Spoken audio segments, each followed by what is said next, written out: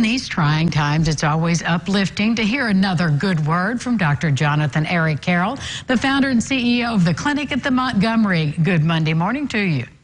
Good morning to you, Angie. Thank you. Well, you know, it's a great conversation that we need to have, and we need to have it around the world, of course, but people are so strident and divided, and we're just kind of losing our sense of empathy for others.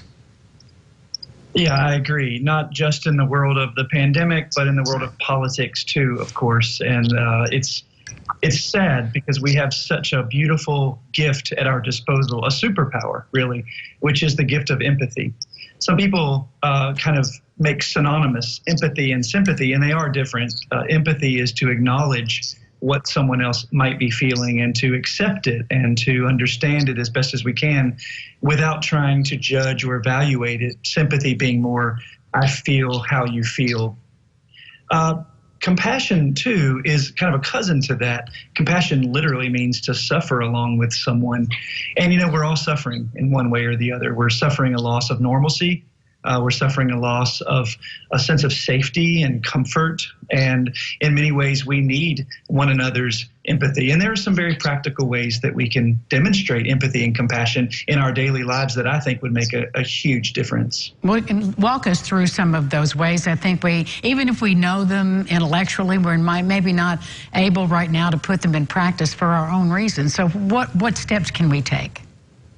I think whether it's pandemic or political or some other form of melees that we're experiencing, we always benefit from staying connected.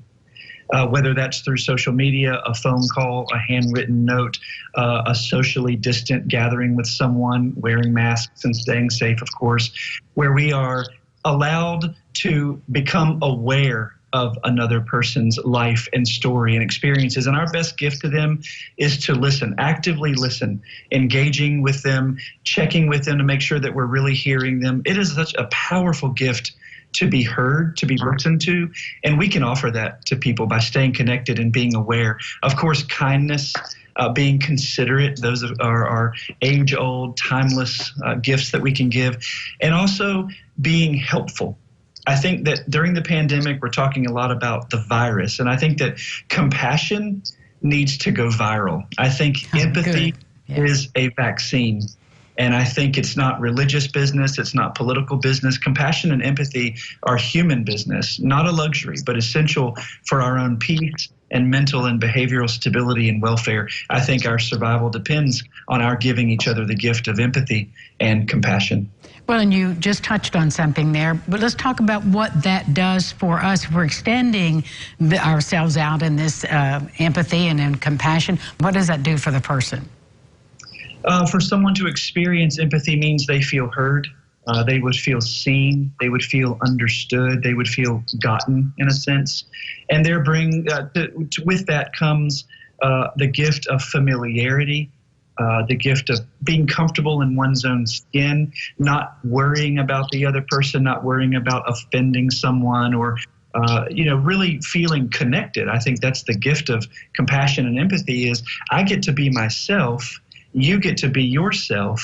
We get to be ourselves in one another's presence with no expectation that the other needs to be something for me or I for them. You be you and I'll be me, and I accept that. And I can learn to love that. And even though there might be differences, that compassion and empathy as a foundation for the framework of our relationship means I don't need to try to convince you or compel you or in any way try to inspire you or cure you of your thoughts or beliefs. I just want to hear and accept, and in so doing, I get to be heard and accepted. And that, to me, is the most basic common ground for people to experience healing, whatever the problem might be. Jonathan, as always, thank you so much for bringing another good word. Thank you for having me, Angie. Good day to you. And you as well. We'll be back with more Local Lifestyles right after this. Stay with us.